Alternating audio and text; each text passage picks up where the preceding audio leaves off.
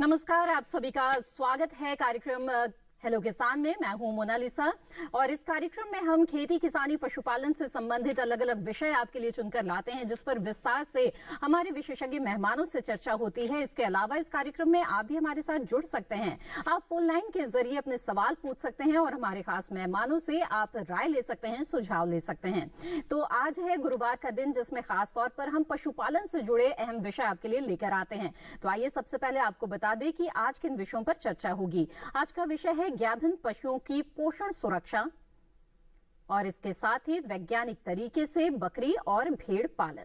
तो इन अहम विषयों पर आज हम विस्तार से चर्चा करेंगे और हमारे साथ खास मेहमान भी जुड़े हुए हैं, जिनसे आप भी सवाल पूछ के जानकारी हासिल कर सकते हैं। तो हमारे टोल फ्री नंबर पहले हम आपको बता दें, जिन पे कॉल करके आप सवाल पूछ सकते हैं।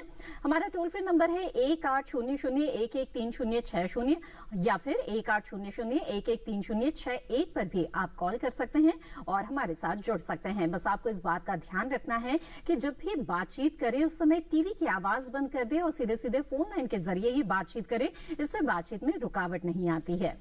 बहरहाल हमारे खास मेहमानों से आपका परिचय करा देते हैं। हमारे साथ इस वक्त मौजूद है डॉक्टर केएमएल पाठक, पूर्व कुलपति हैं दुवासू मथुरा उत्तर प्रदेश से। डॉक्टर पाठक, आपका बहुत बहुत स्वागत है इस कार्यक्रम में। Thank you. इसके अलावा हमारे साथ डॉक्टर अरुण प्रताप सिंह भी यहाँ पर मौजूद हैं, पशु विशेषज्ञ हैं, कृषि विज्ञान केंद्र अजमेर राजस्थान से। डॉक्टर अरुण, आपका भी बहुत बहुत स्वागत है इस कार्यक्रम में। तो बातचीत की शुरुआत करेंगे हम, और जहां तक गाभिन पशुओं की बात है तो ये जो स्थिति होती है पशुओं की, ये बहुत अहम होती है, क्योंकि उसके बाद जो है वो बच्चे मिलते हैं और उनका स्वास्थ्य कैसा है नहीं है, वो तमाम चीजें इस बात पर निर्भर करती है कि इस दौरान आप पशु की देखभाल किस तरह से कर रहे हैं। तो डॉक्टर पाठक, हमें बताएं कि जो गाय भैंस जैसी जो पशु हैं, इनकी गाभिन अवस्था में किस तरह से देखभाल करना बहुत ही जरूरी होता है। देखो, जब ये पशु की ज्ञावन जो अवस्था होती है बड़ी महत्वपूर्ण होती है, और इसमें जिस तरह से हम बाकी पशुओं का ध्यान रखते हैं, उससे ज्यादा ध्यान हमें ज्ञावन पशु का रखना पड़ता है। और ज्ञावन पशु का ध्यान उसी दिन से रखते हैं जिस दिन गाय या भैंस, जिस दिन वो ज्ञावन हो जाती है, उसके बाद से ही हमें उसका ध्यान रखना चाहिए। मोटा मोटी तरह से अगर हम बात करें तो जो ज्ञावन पशु है उसका आवास अच्छा होना चाहिए। वो आवास जो है ऐसा रहना चाहिए कि जहां हवा का आवागमन हो, वहाँ पे पानी नहीं बरसता हो, टपकता नहीं हो, ज़्यादा धूप में खड़े नहीं रखें पशु को, जो ज्ञावन पशु होते हैं। साथ ही साथ जो ऐसे पशु, क्योंकि शुरू की अवस्था में जब वो पशु ज्ञावन हो जाता है तो पशुपालक भाई उनको चराने ले जाते हैं, और चराने ले जाना स्वाभाविक भी है। तो जब चराने ले जाएं तो उनको ध्यान रखें कि कहीं ऐसी रपटन वाली जगह पर पशु को नहीं चराएं, या जहां बहुत गीला स्थान है या जहां बहुत ज़्यादा कीचड़ हो गई है, जैसे अगर पानी पिलाने ले जा रहे हैं तो पोखर के आसपास न ले जाएं पशु को। तो ये इस तरह की अगर हम व्यवस्था रखेंगे, पशु का ध्यान रखेंगे, तो जो ज्ञावन पशु है, क्यों ज्ञावन जो स्टेज होती है वो 9 महीने 10 दिन के आसपास होता है पशु का गर्भाकाल, तो इस समय हमें उसका ध्यान रखना है। साथ ही साथ ये भी ध्यान रखना है कि जब पशु गर्भित हो जाता है तो उसके गर्भाशय में बच्चा आ जाता है, तो बच्चे की भी रिक्वायरमेंट पूरी करनी पड़ती है माँ को। तो हमको उसके जो चारा है उसका खान पान ऐसा रखें जिससे जो बच्चा डेवलप हो रहा है वो पूरी तरह से सत्य पैदा हो। साथ ही साथ पशु जब बाद में जब बच्चा दे देगा, जब उसके बाद, क्योंकि इस पशु से हमें दूध लेना है तो दूध उत्पादन में भी पशु की एनर्जी खर्च होती है और पशु का बहुत सारी चीज जाती है, तो हमें उनका पोषण का भी समुचित जो है व्यवस्था देखनी पड़ती है। बिल्कुल। तो इस गर्भकाल के दौरान किस तरह से इनके पोषण का ध्यान रखना चाहिए, इसके बारे में विस्तार से हम चर्चा करेंगे। आइए उससे पहले नजर डाल लेते हैं एक रिपोर्ट पर।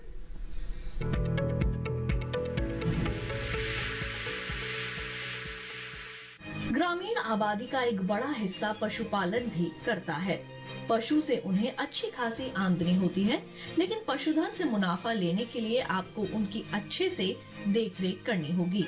खासकर गाभिन पशुओं और उनकी सेहत की ओर तो खास तौर से ध्यान देना चाहिए। गाभिन पशु को पर्याप्त मात्रा में हरा चारा, दाना और खनिज लवण से भरपूर संतुलित पौष्टिक आहार दें। गर्भकाल के आखिरी 2 महीने में खुराक के साथ साथ 1 से 1.5 किलो अतिरिक्त दाना देना चाहिए, जो कि ब्याने के कुछ दिन पहले 2 से 2.5 किलो तक बढ़ाया जा सकता है। गाभिन पशु को पशु आहार के साथ साथ कैल्शियम की पूरी मात्रा दें। गर्भावस्था के आखिरी दिनों में गाभिन गाय या भैंस को दूसरे पशुओं से अलग, साफ, सूखे बिछावन युक्त हवादार आवास में बांधें और समय समय पर उनकी देखरेख करें। समय समय पर पशु चिकित्सक से गाभिन पशु की सेहत और गर्भ की जांच करवाते रहें। ब्याने से पहले गाय को दलिया और गुड़ खाने को दें। रोजाना पर्याप्त मात्रा में पीने का पानी पशु को पिलाएं। गर्भावस्था के दौरान भी पशुओं को खतरनाक और जानलेवा रोग जैसे मुंह पका, खुरपका और गलघोटू हो सकता है। ऐसे में इन रोगों से गाभिन पशुओं को बचाने के लिए समय समय पर टीकाकरण करवाना चाहिए। गाभिन पशु को पेट के कीड़ों की दवा पशु चिकित्सक की सलाह से ही पिलाएं, जिससे कीड़े नष्ट हो जाएंगे और पौष्टिक आहार से पशु को फायदा हो सकेगा। इस तरह आप कुछ जरूरी बातों को ध्यान में रखकर गाभिन पशु की देखरेख करेंगे तो निश्चित तौर पर आपके पशु स्वस्थ रहेंगे, जिससे आपकी आमदनी में इजाफा होगा।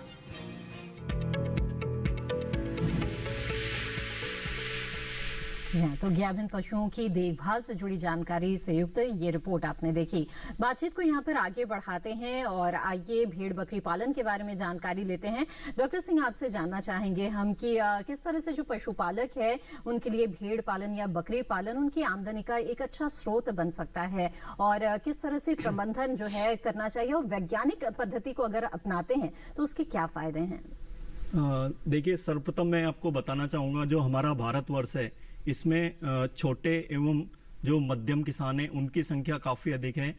तो जो हमारा भेड़ एवं बकरी पालन है इसके द्वारा हम छोटे एवं मध्यम किसान, भूमिहीन श्रमिक, इसके अलावा जो बेरोजगार नौजवान हैं उनको हम उन्नत आय का जरिया उपलब्ध करवा सकते हैं।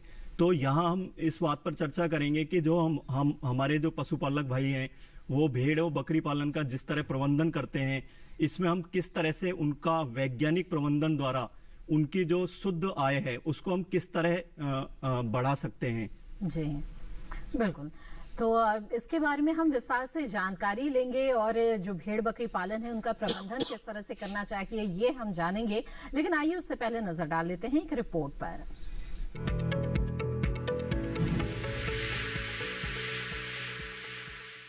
बकरी और भेड़ पालन एक ऐसा व्यवसाय है जिसे करने के लिए ना तो बहुत ज्यादा संसाधन चाहिए और ना ही मेहनत।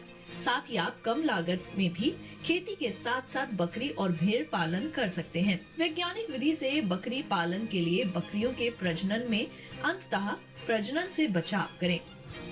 इसके लिए 15 से 20 बकरियों के झुंड पर 2 से 4 साल की आयु का एक बकरा रखें, जिसे हर 2 से 3 साल के अंतराल पर बदलते रहें। समय समय पर बकरियों के समूह से नाजुक, छोटी, कमजोर, खराब थन वाली और बीमार बकरियों को फार्म से हटाते रहें। बकरियों को हमेशा साफ और ताज़ा पानी ही पिलाएं। इनके आहार में नमक और खनिज लवण मिश्रण जरूर मिलाएं। मांस के लिए तैयार किए जाने वाले नर बकरों का 1 महीने के अंदर बधियाकरण करा देना चाहिए। बकरियों को ऐसी जगह चराने नहीं ले जाएं जहां दूसरी रोगग्रस्त या बीमार बकरियां भी चरने के लिए आती हों, क्योंकि वहां से छूत के रोग लगने का डर बना रहता है। वहीं अगर वैज्ञानिक विधि से भेड़ पालन करना चाहते हैं तो आपको कुछ खास बातों का ध्यान रखना होगा। सबसे पहले तो भेड़ों को रखने के लिए सही जगह का चयन करें। जगह का चयन करते समय इस बात का ध्यान रखें कि वहां साफ और ताजे पानी की उपलब्धता हो और हरी घास आसानी से मिल जाए। भेड़ पालन के लिए ऐसी नस्ल का चयन करें जो दूध, मांस और ऊन अच्छी मात्रा में देती हो। अपने इलाके की जलवायु को ध्यान में रखते हुए ही भेड़ की नस्ल चुनें। आहार की बात करें तो भेड़ों को ताज़ा और पौष्टिक आहार खिलाएं। भेड़ों को चारे के साथ साथ अतिरिक्त लवण और विटामिन भी दें। इस तरह आप वैज्ञानिक तरीके से भेड़ पालन करके अपनी आमदनी को बढ़ा सकते हैं।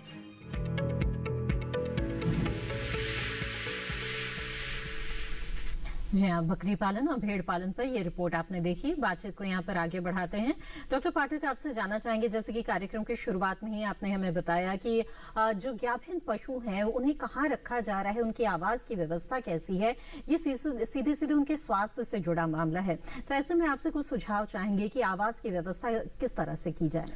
जी हाँ, देखिए, पहली बात तो यह है कि जब पशु गाभिन हो जाता है तो जैसा मैंने पहले कहा था कि हमें उसकी थोड़ी सी जो बाकी पशु हैं उनसे ज़्यादा केयर करनी होती है। और केयर में सबसे पहले यह है कि जो उसका आवास है, जहाँ बाड़ा है, जहाँ आप पशु को बांधते हैं या रखते हैं, वो आवास इस प्रकार का होना चाहिए कि वहाँ पर हर समय धूप ऐसी न हो कि जैसे अब मौसम बदलेगा, धूप तेज हो जाएगी, तो ज़्यादा तेज धूप न हो, बरसात का पानी जो है उसमें सीधे नहीं गिरता हो, और हवा का आवागमन अच्छा होना चाहिए, और उसके अंदर अंधेरा नहीं होना चाहिए। साथ ही साथ जो उसका आवास है, उसका जो फर्श है, वो फर्श जो है बहुत ज़्यादा वैसा नहीं होना चाहिए जिसमें कि पशु जो है रपट जाए, और साथ ही साथ वहाँ गीला नहीं होना चाहिए। पशु का जो गोबर है और जो मूत्र है वो पशुशाला में या जहाँ आपने गाय या भैंस को बांध रखा है गाभिन को, वहाँ पर रपट नहीं होनी चाहिए, वहाँ पर वो इकट्ठा नहीं होना चाहिए।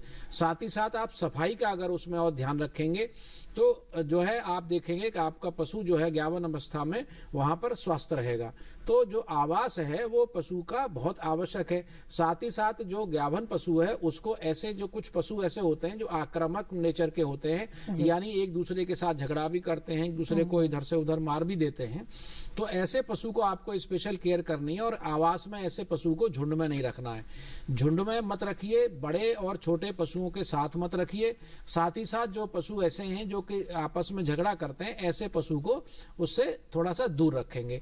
साथ ही साथ आपको जो आवास है, आवास में एक चीज और मैं बताना चाहूंगा कि कभी कभी पशुपालक क्या करते हैं कि जो आवास होता है वो इस तरह का आवास होता है कि दिन में तो जो है ठीक है, खुली हवा की हम बात करते हैं, रात में उस आवास को बंद कर देते हैं, तो वहां पर क्या हवा बंद हो जाती है। या भी जैसा मैंने कहा कि अब मार्च का महीना आ गया, धीरे धीरे गर्मी बढ़ेगी, वहां पर दिन में पशु को बाहर बांधते हैं, पानी पिलाने ले जाते हैं या पेड़ के नीचे बांध देते हैं पशु को। तो गाभिन पशु के साथ शुरू की स्टेज में तो आपको बहुत ज्यादा ध्यान रखना पड़ता है, क्योंकि कभी कभी पशु को पहले 3 महीने होते हैं उसमें भी जो है एबॉर्शन हो जाने के, गर्भ गिरने के चांसेस बहुत रहते हैं। बिल्कुल। तो आपको ऐसा ध्यान रखना पड़ेगा। आपको यहाँ पर रुकना पड़ेगा। कार्यक्रम के पहले कॉलर इस समय हमारे साथ जुड़ गए हैं, उनका सवाल यहाँ पर ले लेते हैं।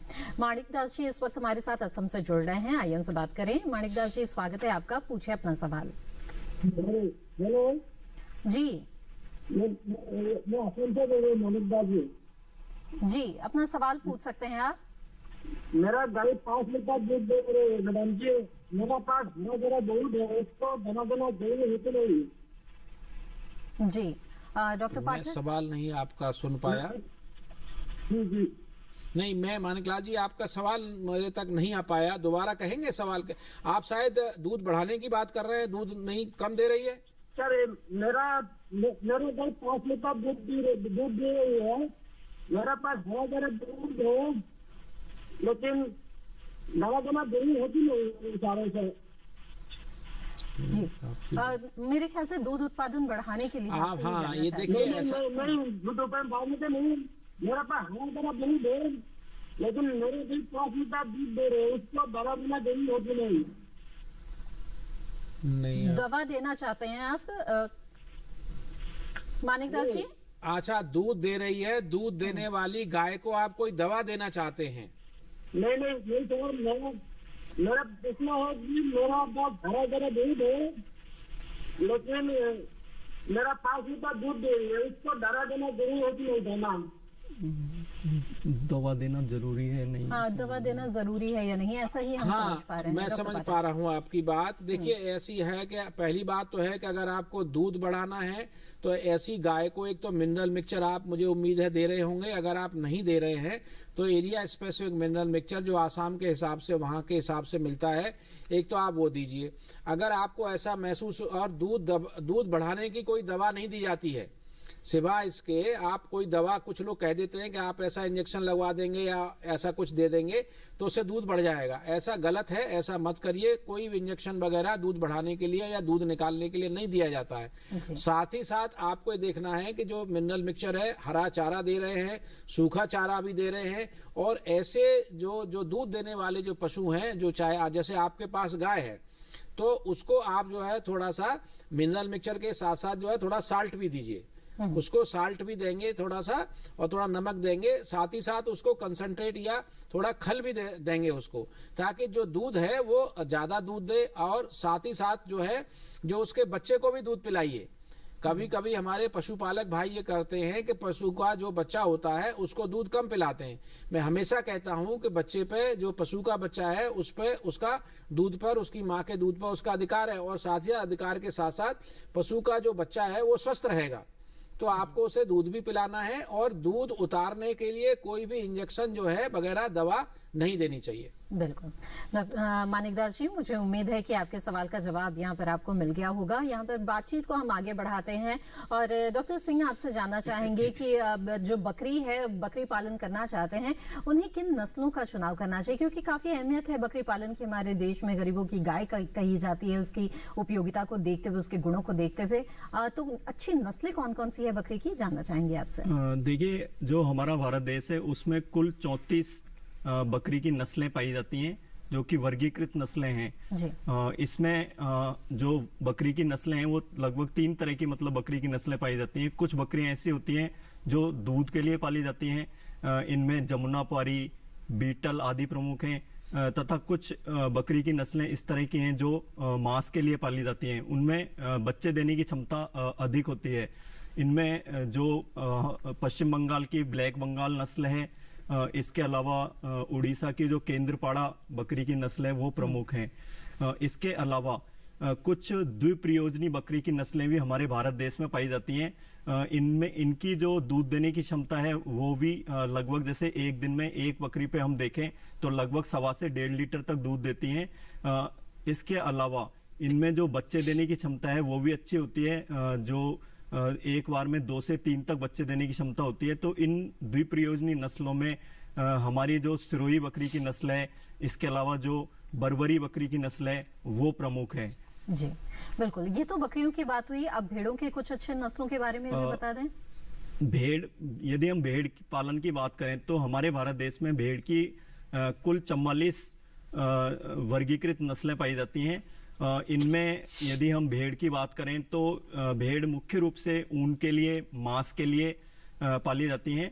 तो हमारा जैसे जो राजस्थान प्रदेश है, इसकी हम बात करें तो यहाँ पर लगभग 7-8 हमारी जो वर्गीकृत नस्लें हैं भेड़ों की वो पाई जाती हैं। जैसे अबिका, जो हमारी मालपुरा है, इसके अलावा सोनाली, और जो हमारी जो भेड़ की नस्ल है मुजफ्फरनगरी, जो उत्तर प्रदेश की है, ये भी मतलब ऊन के लिए पाली जाती है। जी बिल्कुल।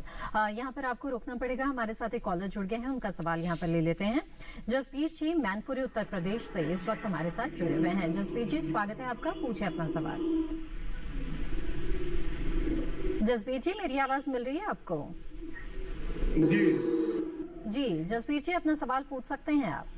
हमारे एक भैंस की बच्चिया है, 2.5-3 वर्ष की हो गई है। ठीक है। तो वो ज्ञावन नहीं हो रही है, ज्ञावन नहीं हो रही है जी। यशवीर जी, 2.5-3 की जो पड़िया है या जो भैंस है वो अब ज्ञावन हो जानी चाहिए, उसकी सही उम्र है ये। तो मैं आपको सलाह दूंगा, आप मैनपुरी से हैं तो मैनपुरी का या तो डिस्ट्रिक्ट हॉस्पिटल, आप प्रॉपर मैनपुरी में आसपास किसी गांव के क्षेत्र से बोल रहे हैं? कहाँ से बोल रहे हैं आप? यशवीर जी, आपको आवाज मिल रही है? लगता है हमारा संपर्क टूट गया है डॉक्टर पाठक जी। क्या सलाह देंगे ऐसे में? तो इनके लिए आपको ये है कि 2 बातें करनी है। एक तो आप अपने उसको जो भैंस है या जो पड़िया है उसको आप हरा चारा प्रॉपर ढंग से, जो संतुलित आहार है, पौष्टिक आहार है वो दे रहे हैं, और नहीं दे रहे हैं तो देना शुरू करिए। साथ ही साथ मैं सलाह दूंगा कि आप अपने नजदीक के पशु चिकित्सालय में जाइए।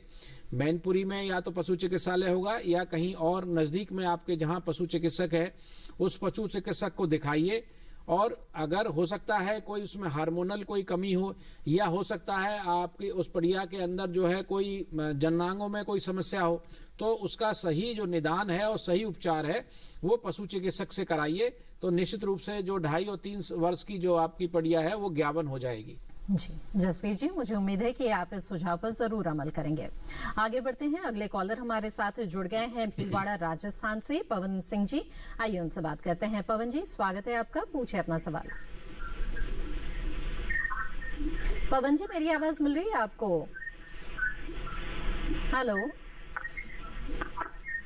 पवन जी, क्या आप मुझे सुन पा रहे हैं? मैं भीलवाड़ा जिले से बोल रहा हूँ। जी कृपया पहले टीवी की आवाज बंद कर भीलवाड़ा दीजिए। जिले से बोल रहा हूँ जी और मेरे को बकरी पालना है। ठीक है, मेरे को बकरी पालना है, जो कौन सी नस्ल अच्छी रहेगी? बिल्कुल, आइए जानते हैं। डॉक्टर सिंह बताएं, क्या सुझाव देंगे आप? देखिए, जो राजस्थान का भीलवाड़ा जिला है, इसमें जो हम नस्ल का चुनाव करेंगे, कोई भी हम बकरी या भेड़ की नस्ल का चुनाव इस बात पर करते हैं कि उस मतलब जहां हम बकरी की नस्ल को पालना चाह रहे हैं वो उस वातावरण के अनुकूल होनी चाहिए। तो हमारे राजस्थान के जो सिरोही नस्ल की बकरी है वो सिरोही, अजमेर, भीलवाड़ा, उदयपुर, राजसमंद और पाली जिले में जो इसका ब्रीडिंग ट्रैक्ट है।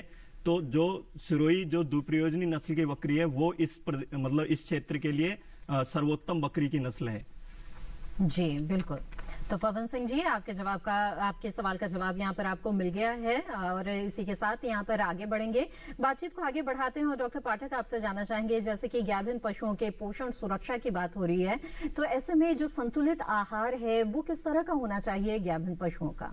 जी हाँ, देखिए, आवास के बाद जो अगली बात होती है गाभिन पशु को ध्यान रखने की, वह है उसका जो पोषण है, उसका चारा है, उसका आहार है, वो कैसा होना चाहिए। तो एक गाभिन जो पशु है, चाहे वो गाय है या भैंस है, उसको हम ये कहते हैं कि जो चारा होना चाहिए वो पौष्टिक होना चाहिए और वो अच्छा होना चाहिए। उसमें 15 से 20 किलो के करीब हम हरा चारा बताते हैं कि उसको दें। 3 से 4 किलो जो है उसको सूखा चारा दें। साथ ही साथ उसमें 1 या 2-3 किलो तक भी दे सकते हैं हम कैटल फीड भी देना चाहिए। साथ ही साथ थोड़ा सा ये जो कंसंट्रेट के रूप में जो है ऑयल केक हमको देना चाहिए 1 किलो के आसपास। थोड़ा मिनरल मिक्सचर भी देना चाहिए और थोड़ा सा साल्ट देना चाहिए। तो एक ये जो गाभिन पशु है, क्योंकि गाभिन पशु का, जैसे मैंने कहा था कि गाभिन पशु को बाद में दूध देना होता है, तो और साथ ही साथ उसको बच्चे की भी देखभाल शरीर के अंदर करनी होती है। तो हमें ये ध्यान रखना है कि जब पशु गाभिन हो जाता है उसके अंदर जो है पौष्टिक जो तत्व हैं उनकी कमी नहीं हो जाए। पौष्टिक तत्वों में विशेष रूप से, क्योंकि जैसा मैंने कहा कि उसको पशु को दूध देना है, और तो उसमें एक तो कैल्शियम की कमी हो जाती है। जो गाभिन पशु होते हैं उनके बाद में जो ज्यादा दूध देने वाले, विशेष रूप से जो संकर नस्ल की या विदेशी नस्ल की जो गाय हैं, उनके अंदर जो है मिल्क फीवर और कीटोसिस, ये 2 बीमारियां हैं। ये मुख्य रूप से इसलिए हो जाती हैं कि गर्भावस्था के समय पर अगर पशुपालक भाई अगर पशु का आहार सही नहीं रखते हैं, जैसा मैंने आपको बताया कि उसको हरा चारा, सूखा चारा, कंसंट्रेट, साथ ही साथ जो है थोड़ा मिनरल मिक्सचर और जैसे मैंने बताया कि नमक, अगर ये देते रहेंगे तो पशु में ये दोनों बीमारियां, अच्छा खासकर ये जो पशु ज्यादा दूध देने वाले होते हैं, विशेष रूप से जैसे हॉलेस्टीन गाय है या संकर नस्ल की गाय है, जो 15 लीटर से लेकर जो है 50 लीटर तक दूध देती हैं, ऐसी गायों में मिल्क फीवर और कीटोसिस की बीमारी हो जाती है। तो उन बीमारियों से बचाने के लिए जरूरी है कि आप उनकी पौष्टिकता पर, पशु का जो चारा हो वो पौष्टिक होना चाहिए, साफ सुथरा होना चाहिए। तो गाभिन पशुओं को पौष्टिक चारा देना बेहद जरूरी है, संतुलित आहार देना बहुत जरूरी है, उनकी सेहत के लिए ये बहुत ही अहम है और कई बीमारियों से रोकथाम भी हो जाती है। इन विषयों पर विस्तार से चर्चा जारी रखेंगे, लेकिन फिलहाल हेलो किसान कार्यक्रम में वक्त हो गया है एक छोटे से ब्रेक का। हम जल्द हाजिर होंगे, आप बने रहें दूरदर्शन किसान पर।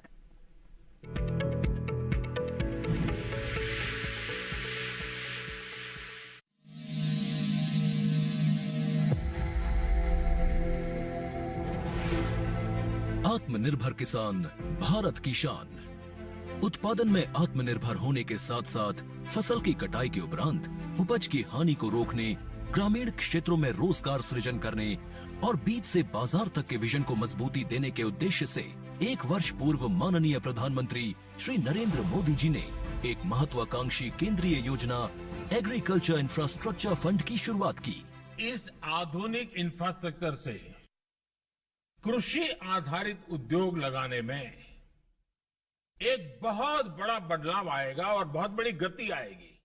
साथियों, अब हम उस स्थिति की तरफ बढ़ रहे हैं जहां गांव के कृषि उद्योगों से फूड आधारित उत्पाद शहर जाएंगे और यही तो आत्मनिर्भर भारत अभियान का संकल्प है। एग्रीकल्चर इंफ्रास्ट्रक्चर फंड से पात्र लाभार्थी गोदामों का निर्माण कर सकते हैं। छटाई या ग्रेडिंग इकाई, पैकिंग हाउस, सप्लाई चेन और कोल्ड चेन जैसी सुविधाएं या फिर प्राथमिक कृषि प्रसंस्करण केंद्र की स्थापना कर सकते हैं। इस योजना के तहत पात्र लाभार्थियों को 2 करोड़ रुपए तक के ऋण पर अधिकतम 7 वर्ष के लिए ब्याज में 3% तक की छूट दी जा रही है। ऋण पुनर्भुगतान के लिए 6 महीने से 2 वर्ष तक मोरेटोरियम की सुविधा भी उपलब्ध है। इस योजना ने अब तक सफलता की कई मिसालें कायम की हैं, जैसे कि मध्य प्रदेश के लाभार्थी श्री विपिन त्रिपाठी ने एग्रीकल्चर वेस्ट से बायोफ्यूल बनाने का इनोवेटिव प्राइमरी प्रोसेसिंग सेंटर लगाया है। लोन मिलने की वजह से हम समय पर सारी मशीनों का प्रोक्योरमेंट और सारा सिविल वर्क टाइम पे करवा पाए, जिससे ये प्रोजेक्ट को लगाना संभव हो पाया। राजस्थान के लाभार्थी श्री यशवर्धन मुंद्रा ने सॉर्टिंग एंड ग्रेडिंग यूनिट लगाकर रोजगार के अवसर पैदा किए हैं। कर्नाटक की महिला उद्यमी श्रीमती ममता वी ने प्राइमरी प्रोसेसिंग सेंटर लगाकर प्रगति की नई राह चुनी है। ಸಣ್ಣ ಪುಟ್ಟ ಉದ್ಯಮಿಗಳನ್ನ ಮತ್ತಷ್ಟು ಅಗ್ರಿಕಲ್ಚರಲ್ಲಿ ಹೆಚ್ಚು ನಾವು ಇನ್ನಷ್ಟು ಸಾಧನೆ ಮಾಡಲಿಕ್ಕೆ ಕಾರಣಕಾರಕವಾದಂತ ಈ ಅಗ್ರಿಕಲ್ಚರಲ್ ಇನ್ಫ್ರಾಸ್ಟ್ರಕ್ಚರ್ ಫಂಡ್ ಇಂದ ನಮ್ಮ ಇನ್ನಷ್ಟು ಯೋಜನೆಗಳು ಆಯೋಜನೆಗಳು ಉತ್ತಮಗೊಂಡಿದೆ।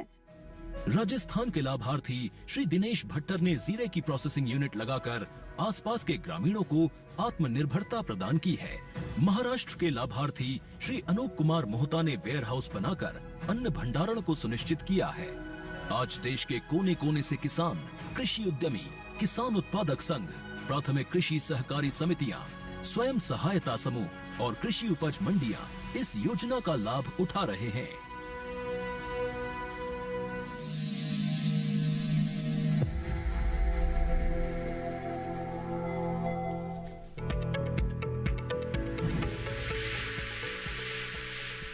ब्रेक के बाद आप सभी का फिर से स्वागत है। आप देख रहे हैं कार्यक्रम हेलो किसान। आज इस कार्यक्रम में हम ज्ञाबिन पशुओं की देखभाल और भेड़ बकरी पालन के बारे में बातचीत कर रहे हैं। अगर इन विषयों से जुड़े हुए सवाल आप पूछना चाहते हैं तो आप हमारे टोल फ्री नंबर पे कॉल कर सकते हैं और हमारे विशेषज्ञ मेहमानों से जानकारी हासिल कर सकते हैं। इस वक्त हमारे साथ एक कॉलर जुड़े हुए हैं, आइए उनका सवाल लेते हैं। हमारे साथ कमलेश तिवारी जी इस वक्त रोहतक हरियाणा से जुड़ गए हैं। कमलेश जी, स्वागत है आपका, पूछिए अपना सवाल। कमलेश जी, मेरी आवाज मिल रही है आपको? जी हाँ जी, बताइए क्या जानना चाहते हैं? गाय है जी, शाहीवाल नस्ल की। ठीक है, शाहीवाल नस्ल की गाय है, 3 महीने की है, बड़े है। हाँ, दूध कुछ थोड़ा दे है। अच्छा, 2 ढिले हो गए ना, दिन 3 नहीं हुए, पाछा थोड़ा ही दिन लगेगा, बड़े पाछा। क्या उसका है जी वो? जी आइए जानते हैं। कमलेश जी, आपकी गाय 3 महीना हो चुका है ब्याए हुए और दूध कम दे रही है, आप ये जानना चाह रही हैं। हाँ। तो मैंने जैसा पहले बताया था बाकी पशुपालकों को, आपको भी एक तो ये है कि आप उसको हरा चारा नियमित रूप से दीजिए, रोज देना है हरा चारा। जी। और साथ में सूखा चारा दें। और आप रोहतक से हैं तो रोहतक के क्षेत्र में जिस तरह का जो मिनरल मिक्सचर होता है बाजार में मिलता है, वो मिनरल मिक्सचर बोलते हैं उसको, जो है। तो मिनरल मिक्सचर अगर आप जो जानवरों की दवाएं जिस दुकान पे मिलती हैं वहां अगर आप कमलेश जी जाएंगी और उससे पूछिएगा, और साथ ही साथ मैं एक सलाह दूं, अगर संभव हो तो आप अपनी गाय को एक बार किसी वेटनरी डॉक्टर को भी दिखा लो जी। तो कोई और पेट में कीड़े हैं, अगर पेट में कीड़े होंगे तो डॉक्टर बता देगा, पेट कीड़ों की भी दवा देनी चाहिए। कभी कभी क्या होता है कि पेट में कीड़े हो जाते हैं, तब भी जो है दूध उत्पादन कम होता है। साहीवाल अच्छी नस्ल है, साहीवाल जो देसी नस्ल है ये बड़ी अच्छी नस्ल है और इसमें बीमारियां वैसे बहुत कम होती हैं। तो आप अच्छा गाय रखी हुई है लेकिन गाय को दूध कम दे रही है, साथ ही साथ आप उसमें कैटल फीड जो बाजार में आता है वो दीजिए, थोड़ा सा उसको खली भी खिलाइए। अगर ऑयल केक जिसको बोलते हैं मूंगफली की या सरसों की जो खली है वो दें, और थोड़ा सा नमक दीजिए, थोड़ा सा 30 ग्राम के आसपास रोज नमक देंगे। साथ ही साथ अगर दाने में चारे में थोड़ा अजवाइन डाल दीजिए तो उसका थोड़ा सा जो आहार तंत्र है वो भी अच्छा रहेगा। तो इस तरह से अगर आप चारा खिलाओगे उसको, कीड़ों की पेट की कीड़ों की दवा दे दी होगी, अगर नहीं दी है तो दिलवा दीजिए, तो निश्चित रूप से आपकी गाय का दुग्ध उत्पादन बढ़ जाएगा। बिल्कुल कमलेश जी, मुझे उम्मीद है आपके सवाल का जवाब मिल गया है और इस सुझाव पर जरूर आप अमल करेंगी। इसके साथ ही जैसे कि डॉक्टर पाठक ने आपको बताया कि जो पशु चिकित्सक हैं उनसे संपर्क जरूर कर लें। आगे बढ़ते हैं, अगले कॉलर हमारे साथ जुड़ गए हैं ललित जी बुराड़ी दिल्ली से। आइए उनसे बात करते हैं। जी ललित जी, स्वागत है आपका, पूछिए अपना सवाल। ललित जी, मेरी आवाज मिल रही है आपको? हेलो हेलो ललित जी, क्या आप मुझे सुन पा रहे हैं? चलिए, लग रहा है हमारा संपर्क टूट गया है। बातचीत को यहाँ पर आगे बढ़ाते हैं। डॉक्टर सिंह, अब आपसे जानना चाहेंगे, भेड़ बकरी पालन जो पशुपालक करना चाहते हैं तो शुरुआत किस तरह से उन्हें करनी चाहिए? क्या कहीं से प्रशिक्षण ले लें, और साथ ही कितनी संख्या होनी चाहिए, कैसे शुरुआत करें इसकी? देखिए, भेड़ बकरी पालन में सबसे पहले जैसे प्रशिक्षण मतलब हम प्राप्त करने के लिए आप अपने नजदीकी जैसे कृषि विश्वविद्यालय या पशु विज्ञान एवं पशु चिकित्सा विश्वविद्यालय से आप प्रशिक्षण प्राप्त कर सकते हैं, या इसके अलावा जो केंद्रीय भेड़ एवं ऊन अनुसंधान संस्थान अविका नगर राजस्थान में है, वहां पर भी भेड़ बकरी पालन की जो प्रशिक्षण है वो दिया जाता है। यदि बकरी पालन का प्रशिक्षण की हम बात करें तो केंद्रीय बकरी अनुसंधान संस्थान जो फरह मखदूम में है वहां से आप प्रशिक्षण ले सकते हैं। इसके अलावा जो आपके आसपास जो कृषि विज्ञान केंद्र हैं उनमें भी आप भेड़ एवं बकरी पालन का प्रशिक्षण प्राप्त कर सकते हैं। यदि हम भेड़ बकरी पालन की शुरुआत करना चाहें तो जो उसका समूह और जो रेवड़ है भेड़ बकरियों का, उसके आकार का निर्धारण करने के लिए सबसे पहले आपको देखना होगा कि आप इस व्यवसाय में कितने जो हमारा धन है वो हम लगाना चाहते हैं। इसके अलावा जैसे आप कितने श्रमिक वगैरह उसके लिए उपलब्ध करा सकते हैं, कितना उनके दाना और जो पोषण है उस पर कितना खर्चा कर सकते हैं। तो भेड़ बकरी मतलब पालन के लिए आप शुरुआत में लगभग 10-15 जो मादा भेड़ या बकरियां हैं और जो एक नर है उससे इस व्यवसाय की शुरुआत कर सकते हैं। जी बिल्कुल। डॉक्टर पाठक, आपसे जानना चाहेंगे कि जो गाभिन पशु हैं उनकी देखभाल बेहद जरूरी होती है, इसके बावजूद कई तरह की बीमारियां जो है वो हो सकती है, इसकी आशंका बनी रहती है। तो कौन कौन सी बीमारियों की आशंका गर्भकाल के दौरान होती है पशुओं में? देखो, एक तो यह है कि पशुओं में जो बड़े पशु हैं, चाहे गाय है भैंस है, एक तो इसमें खुरपका मुंहपका की बीमारी होती है। तो इसका जो टीकाकरण है वो मैं बताना चाहूँगा पशुपालक भाइयों को कि पशु जो है आपका अगर गर्भित है तब भी उसका टीकाकरण कराना चाहिए, और इससे पहले भी अगर आपने करा रखा है तो बहुत अच्छी बात है। ये जो FMD जिसको फुट एंड माउथ डिसीज या खुरपका मुंहपका रोग कहते हैं, ये गर्भित और बिना गर्भित दोनों तरह के पशुओं में होता है। छोटे पशुओं में भी होता है, बड़े पशुओं में होता है, लेकिन क्योंकि गर्भित पशु है उसका हमें ज्यादा ध्यान रखना है। तो एक तो इसका टीकाकरण साल में 2 बार होता है। आपके नजदीक के पशु चिकित्सालय में ये फ्री ऑफ कॉस्ट दिया जाता है। ये भारत सरकार ने एक आपको पशुपालक भाइयों को बताना चाहूंगा कि ये पहली दफे हमारे आजाद हिंदुस्तान में पशुपालकों के पशुओं के स्वास्थ्य का ध्यान रखते हुए एक बहुत अच्छी स्कीम माननीय प्रधानमंत्री जी ने लॉन्च करी थी। इस स्कीम का मुख्य उद्देश्य है कि जो पशुओं की मुख्य बीमारियां हैं जिसमें गर्भित पशु भी आते हैं, उसमें 3 बीमारियां हैं, एक खुरपका मुंहपका, दूसरा ब्रुसेलोसिस, तीसरा जो है हिमोरेजिक सेप्टिसीमिया। ये बड़ी बीमारियां हैं। इन बीमारियों के कंट्रोल करने के लिए ये हमें, क्योंकि हर वर्ष पशु इससे बीमार होते हैं और पशुओं का उत्पादन घटता है या पशुओं की मृत्यु हो जाती है। पशुपालकों को काफी नुकसान हो जाता है स्वास्थ्य के खराब होने से। तो सरकार द्वारा चलाए जा रहे इन जो कार्यक्रम है इनका लाभ आपको जरूर उठाना चाहिए। बहरहाल यहाँ पर आगे बढ़ेंगे। एक कॉलर हमारे साथ जुड़ गए हैं, राजेंद्र जी रोहतास बिहार से। उनसे बात करते हैं। राजेंद्र जी, स्वागत है आपका, पूछिए अपना सवाल। राजेंद्र जी, मेरी आवाज मिल रही है आपको? हेलो जी जी राजेंद्र जी, आप अपना सवाल पूछ सकते हैं। आप बोल रहे हैं कि हेलो? जी टीवी की आवाज बंद कर दीजिए राजेंद्र जी, बातचीत में से देरी हाँ होगी। हाँ टीवी की आवाज बंद कर दीजिए।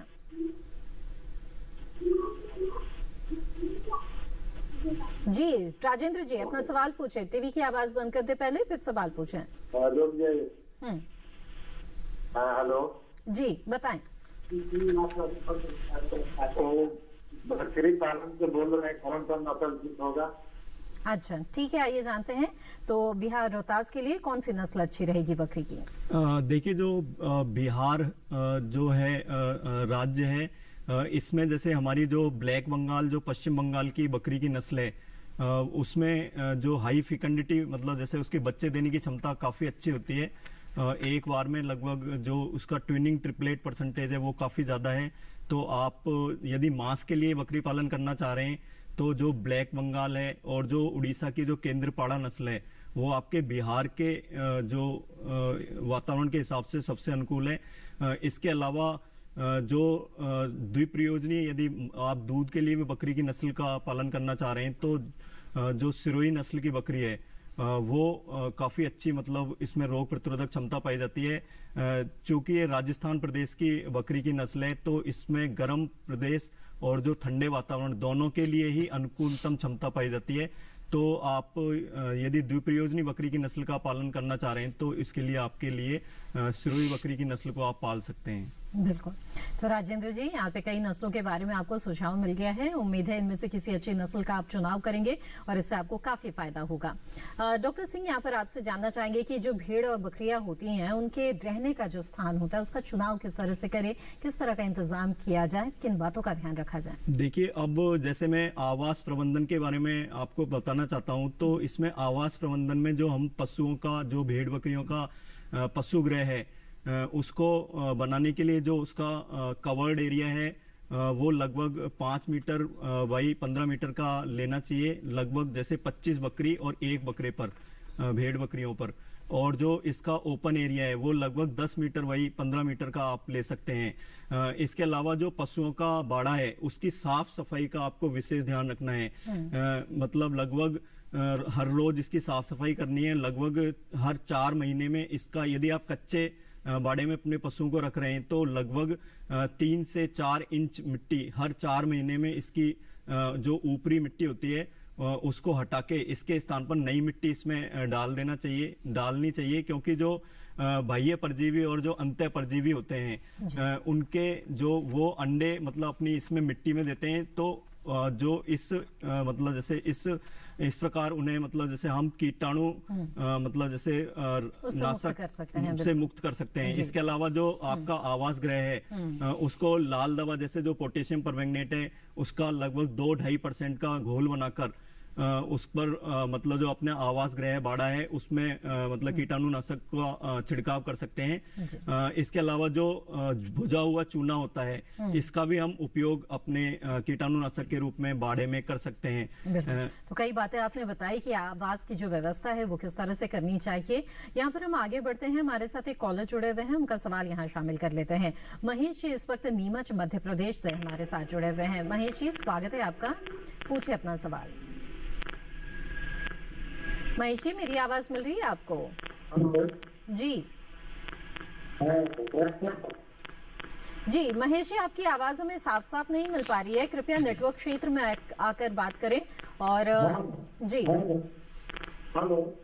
जी महेश जी हम सुन रहे हैं आपको। महेश जी आपकी आवाज हमें साफ साफ नहीं मिल पा रही है, कृपया अपना सवाल दोहरा दें और बेहतर होगा कि नेटवर्क क्षेत्र में आकर बात करें। मेरी भैंस आपकी भैंस है? ठीक है आगे। अपना सवाल एक बार फिर से दोहरा दे कृपया। एक टाइम हाँ एक टाइम आप क्या बता रहे हैं? आगे हम पूरा वाक्य आपका नहीं समझ पा रहे हैं। हेलो जी हाँ बोलिए। अपना सवाल दोहरा दे कृपया।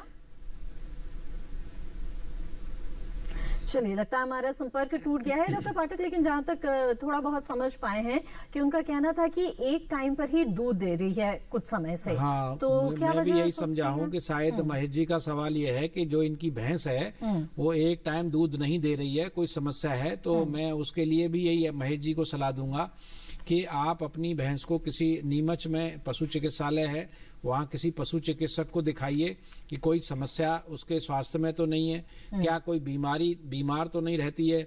साथ ही साथ जैसा मैं पहले कमलेश जी को कह रहा था, वही आपको कहूंगा कि आपने भैंस के पेट के कीड़ों की दवा दिलवाई है कि नहीं दिलवाई है। पेट के कीड़ों की दवा दिलवाना पशुओं के लिए बहुत जरूरी होता है, क्योंकि पेट में अगर कीड़े हो जाते हैं तो पशु जो भी आप उसको पौष्टिक आहार दे रहे हैं, आप तो सोच रहे हैं कि मैं अपनी गाय या भैंस को पौष्टिक आहार खिला रहा हूँ, लेकिन वो पौष्टिक आहार आधे से ज्यादा जो है ये कीड़े, जो पेट में कीड़े होते हैं, आंत में जो कीड़े होते हैं, ये खा जाते हैं और पशु धीरे धीरे कमजोर हो जाता है। कुछ परजीवी ऐसे होते हैं जो पशुओं के पेट में रहकर या आंत में रहकर उनका खून भी चूसते हैं। तो ऐसे पशुओं को ऐसे परजीवियों से बचाने के लिए जरूरी है कि रेगुलर जो है, मैं तो कहता हूँ हर 6 महीने पे पशुओं को जो पेट के कीड़ों की दवा पिलानी चाहिए। लेकिन यहाँ इस बात का जरूर ध्यान रखें कि आप अपने हिसाब से पशुओं को पेट के कीड़ों की दवा न दें। पशु का वजन कितना है, पशु अगर ज्ञावन है, ज्ञावन में भी कौन सी स्टेज है, क्या पहले सेमेस्टर में है, दूसरे ट्राइमेस्टर में है या एडवांस स्टेज में है। एडवांस स्टेज में तो हमें जो भी दवा देंगे, चाहे पेट के कीड़ों की दवा दें या उसका टीकाकरण करें, तो बिना पशु चिकित्सक की सलाह के या बिना उसकी देखरेख के बगैर हमें उसको कोई दवा नहीं देनी है। तो अगर आप इस तरह का ध्यान रखेंगे, पेट के कीड़ों की दवा, और जो पहले जो आप पूछ रही थी मुझसे प्रश्न, में वहाँ उसी प्रश्न पे आता हूँ वापस कि पशुओं का टीकाकरण बहुत आवश्यक है। और पशुपालक भाइयों को मैं निवेदन करना चाहता हूँ कि टीकाकरण के लिए आपको कोई पैसा नहीं देना होता है। आपको अपने पशु को नजदीक के पशु चिकित्सालय में ले जाना है और वहां पर उसका टीकाकरण कराना है। साथ ही साथ कुछ ऐसे पशु चिकित्सालय भी हैं जहां पर पेट के कीड़ों की दवा भी फ्री ऑफ कॉस्ट दी जाती है। तो आपको अपने पशु को पशु चिकित्सालय में जरूर ले जाना है और ज्ञावन पशु का समय समय पर पशु चिकित्सक से जो है जांच जरूर करानी चाहिए। 3 महीने पे, 6 महीने पे, और बिल्कुल जब एडवांस स्टेज आ जाती है, यानी ब्याने के 1-2 महीने पहले भी जो है पशु का स्वास्थ्य का परीक्षण कराइए। जो पेट में जो बच्चा उसके पल रहा है वो बच्चा ठीक है कि नहीं है, या क्योंकि जो मैंने कहा आपसे कि जो पशु ज्यादा दूध देते हैं, विशेष रूप से गायों में, जो विदेशी नस्ल की गाय है, उनमें समस्या मिल्क फीवर की और कीटोसिस की समस्या हो जाती है। तो इसलिए ऐसे पशुओं का हम जो जिन पशुपालक भाइयों के पास 20 लीटर 30 लीटर वाली गाय हैं, वो इस चीज का ध्यान रखें कि आपका पशु को जो चारा दिया जा रहा है उसको खनिज जरूर दें, उसको नमक जरूर दें, साथ ही साथ उसमें कैल्शियम की कमी नहीं होनी चाहिए, क्योंकि कैल्शियम की कमी से ही जो है ये मिल्क फीवर की बीमारी हो जाती है। बिल्कुल, तो इन बातों का पशुपालक जरूर ख्याल रखेंगे, हम ये उम्मीद करते हैं। और साथ ही बकरी पालन और भेड़ पालन पर भी हमारी चर्चा जारी रहेगी। वक्त हो गया है एक और छोटे से ब्रेक का, जल्द हाजिर होंगे। आप बने रहें दूरदर्शन किसान पर।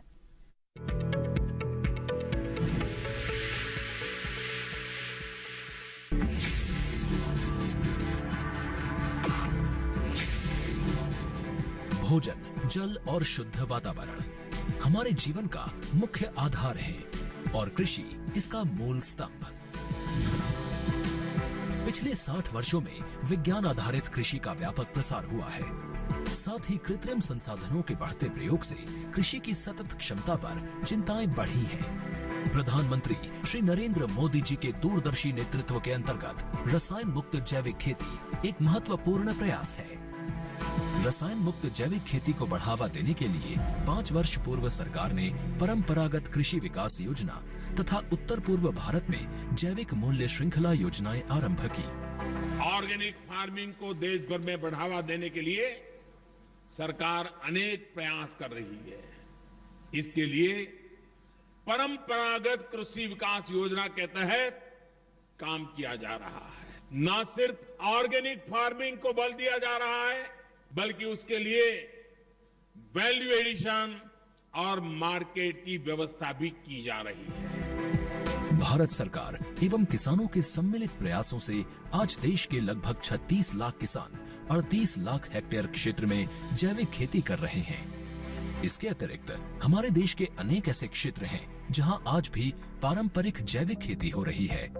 इन पारंपरिक जैविक क्षेत्रों को जैविक प्रमाणीकरण सुलभ कराने हेतु पीजीएस के अंतर्गत लार्ज एरिया सर्टिफिकेट का प्रावधान किया गया है। इस प्रक्रिया की विशिष्टता ये है कि इसमें प्रमाणीकरण मात्र 2 से 3 महीनों में हो जाता है, जबकि सामान्य परिस्थितियों में इसमें 2 से 3 वर्ष का समय लगता है। अंडमान निकोबार केंद्र शासित प्रदेश के कार निकोबार एवं नैन काउरी द्वीप समूह देश के सर्वप्रथम ऐसे प्रमाणीकृत जैविक क्षेत्र हैं। अभी हाल ही में संपूर्ण लक्षद्वीप को जैविक खेती के रूप में प्रमाणित किया गया है। वर्ष 2016 में सिक्किम राज्य पूर्ण जैविक कृषि राज्य के रूप में प्रमाणित हो चुका है। सुदूर उत्तर में हिमालय श्रृंखला के बीच स्थित लद्दाख ने भी पूर्ण जैविक के लक्ष्य की ओर बढ़ना शुरू कर दिया है। जैविक उत्पादों को बाजार सुलभ कराने तथा किसानों की उपभोक्ताओं तक पहुंच बनाने के लिए एक समर्पित जैविक खेती पोर्टल भी बनाया गया है। जैविक खेती पोर्टल के जानकारी मंच और विपणन मंच के माध्यम से किसानों को उच्च गुणवत्ता उत्पादन तथा बाजार उपलब्ध कराया जा रहा है। आशा है देश के सभी राज्य अपने जैविक क्षेत्रों का विस्तार करेंगे और देश में जैविक कृषि क्रांति को मजबूत करने में योगदान देंगे। जैविक उत्पादों की देश और विदेशों में बढ़ती मांग तथा जैविक उत्पादों का बढ़ता बाजार, किसानों की उपभोक्ताओं तक पहुंच तथा जैविक एफपीओ द्वारा जैविक कृषि व्यापार में भागीदारी हमारे किसानों को अपनी आय बढ़ाने का अवसर दे रहा है। पिछले 5 वर्षों में जैविक कृषि उत्पादों का निर्यात दोगुने से अधिक बढ़कर 7,000 करोड़ रुपए से अधिक का हो गया है और इसमें प्रतिवर्ष 20% से अधिक की वृद्धि हो रही है। उम्मीद है पारंपरिक क्षेत्र के किसान भी इस बढ़ते बाजार से लाभान्वित होंगे और जैविक कृषि आंदोलन को आगे बढ़ाएंगे। किसानों की मुस्कान समृद्धान की है पहचान।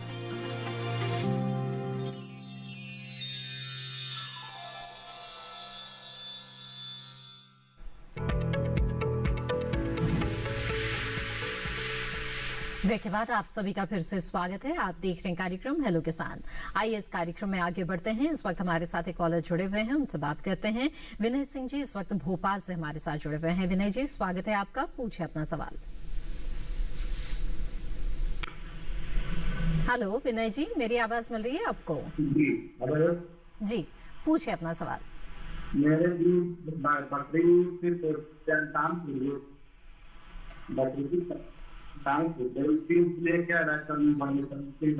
अच्छा, बकरी की टांग टूट गई है। अच्छा ठीक है, क्या कर सकते हैं ऐसे? देखिए, जो आपके जो नजदीकी पशु चिकित्सालय, आपका नजदीकी जो जहाँ पशु चिकित्सालय है वहां पे जाके अपने नजदीकी पशु चिकित्सक को दिखाएं। इसमें जैसे जो बकरी की टांग है, जैसे उसमें फ्रैक्चर हो जाता है तो उसमें जैसे अपन मतलब इसमें जो प्लास्टर वगैरह है वो बांध के इसके अलावा जैसे जो द्वितीय संक्रमण है, जीवाणु संक्रमण, उसके लिए जो दवाएं हैं वो जो उपयुक्त पशु चिकित्सक से संपर्क करके वो लें। ये ठीक हो जाएगी, कोई दिक्कत नहीं है इसमें। जी बिल्कुल। डॉक्टर सिंह, यहाँ पर हम पशु स्वास्थ्य की चर्चा कर ही रहे हैं, तो ऐसे में जानना चाहेंगे कि जो भेड़ और बकरियां हैं उनमें किस तरह की बीमारियां हो सकती है और पशुपालक किस तरह से इनके स्वास्थ्य की देखभाल करें? देखिए, भेड़ और बकरी में यदि स्वास्थ्य प्रबंधन की हम बात करें तो सबसे पहले जो सबसे प्रमुख जो भेड़ बकरियों में बीमारी होती है ये बकरी का प्लेग, जिसे हम पीपीआर बीमारी कहते हैं। इसका जैसे जो लगभग 3 से 4 महीने की आयु पर मेमनों में मतलब इसका टीकाकरण होता है। इसके बाद हर 3 वर्ष की आयु पर इसका जो टीकाकरण है वो किसान भाइयों को करवाना चाहिए। इसके अलावा जो दूसरी बीमारी है भेड़ बकरियों में वो आंत्र विषाक्तता, जिसे हम ईटी बीमारी भी कहते हैं, इसका भी टीकाकरण लगभग 3 से 4 महीने की आयु पर किसानों को भेड़ बकरियों में करवाना चाहिए तथा प्रति वर्ष इसका जो टीकाकरण है वो हमें भेड़ बकरियों में करवाना चाहिए। इसके अलावा हमारी जो खुरपका मुंहपका बीमारी, जिसे हम एफएमडी बीमारी भी कहते हैं, इसका भी जो टीकाकरण है वो आपको लगभग 4 से 5 महीने की जो भेड़ बकरी के जो मेमने होते हैं उनमें करवाना चाहिए। और प्रति 6 महीने की आयु पर मतलब इसका टीकाकरण है वो हमें करवाना चाहिए। इसके अलावा जैसे हम बात करें जो बकरियों में चेचक बीमारी होती है, जो भेड़ों में जैसे हम भेड़ माता बीमारी भी कहते हैं, इसका भी जैसे प्रतिवर्ष टीकाकरण किसान भाइयों को अपनी भेड़ बकरियों में करवाना चाहिए। इसके कई तरह की बीमारियां हैं जिसकी रोकथाम के लिए टीकाकरण की व्यवस्था है, तो पशुपालकों को इनका लाभ जरूर लेना चाहिए। आगे बढ़ते हैं, एक कॉलर हमारे साथ जुड़ गए हैं, उनका सवाल लेते हैं। यहाँ पर संजीत कुमार जी इस वक्त बेगूसराय बिहार से हमारे साथ जुड़े हुए हैं। जी संजीत जी, स्वागत है आपका, पूछे अपना सवाल। जी मैडम। जी हम सुन रहे हैं आपको संजीत जी, अपना सवाल पूछ सकते हैं।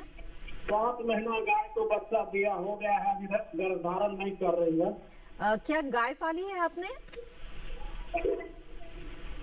क्या गाय है या भैंस है? गाय गाय गाय। ठीक है, 4 महीने हो गई है और गर्भधारण नहीं किया है और दुबली पतली रहती है। अच्छा, सेहत भी अच्छी नहीं है। जी डॉक्टर संजीत कुमार जी, गाय का परीक्षण करना आवश्यक है कि 4 साल की है, 4 साल से 1 साल पहले ही उसमें गर्भधारण हो जाना चाहिए था। तो आप बेगूसराय से हैं, बेगूसराय में अच्छा पशु चिकित्सालय है, तो संजीत कुमार जी आप अपनी गाय का परीक्षण कराइए। साथ ही साथ ये भी देखिए कि आप उसको निश्चित रूप से हरा चारा संतुलित आहार दे रहे हैं कि नहीं दे रहे हैं, मिनरल मिक्सचर देते रहिए, उसके पेट के कीड़ों की दवा आपने दी है कि नहीं दी है। साथ में अगर कोई उसके जननांगों में कमी है जिसकी वजह से वो हीट में नहीं आती है या हीट में आती है, आप कृत्रिम गर्भाधान करवाते हैं, ये भी हो सकता है कृत्रिम गर्भाधान करने के बाद गर्भधारण नहीं करती हो, तो ये कई संभावनाएं बनती हैं क्योंकि गायों में ये समस्या ज़्यादा होती है। तो आप अपनी गाय को पशु चिकित्सालय ले जाइए या पशु चिकित्सक को अपने को गाय को दिखाना है, वो पूरी तरह से परीक्षण करके ये बता पाएंगे, क्योंकि अब 4 साल की अवस्था में गाय का गर्भधारण करना आवश्यक है। जी संजीत जी, उम्मीद है आपके सवाल का जवाब मिल गया होगा। आगे बढ़ते हैं, अगले कॉलर हमारे साथ जुड़ गए हैं इरफान जी झालावाड़ राजस्थान से। इरफान जी से बात करते हैं। जी इरफान जी, स्वागत है आपका, पूछे अपना सवाल। नमस्कार। जी नमस्कार। और हमारी बकरी जाती है ना, उस टाइम उनकी अवाड़ी में थन में सूजन बहुत आता है, तो उससे कई बार उनका आजल जल हो जाता है, उसके लिए उपाय बताएं। जी डॉक्टर सिंह। देखिए, जो थनों में जैसे सूजन आने की जो समस्या है, जैसे जो हमारी भेड़ या बकरी है या गाय भैंस है जो ज्यादा दूध देने की जिनमें क्षमता होती है, उनमें जो थनैला बीमारी है, इसके कारण जो थन है उनमें सूजन आती है। तो इसका जैसे हम जैसे आप जो नजदीकी पशु चिकित्सक है वहां जाइए, क्या जीवाणु जनित बीमारी है, तो अपने नजदीकी पशु चिकित्सालय में जाकर मतलब अपने पशु को दिखाएं। इसके अलावा जैसे जो आपका जो पशु है इसमें क्या होता है, जो जहां हम जिस बाड़े में अपने पशु को बांधते हैं उसकी मिट्टी में जो ये जीवाणु है थनैला रोग का, वो इसमें मतलब मिट्टी में होता है।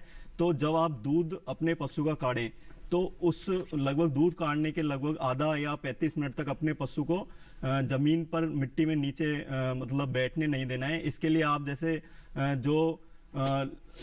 जो दाना वगैरह है उसको डाल दें, तो आपका जो पशु है या हरा चारा है तो उसको मतलब खाता रहेगा।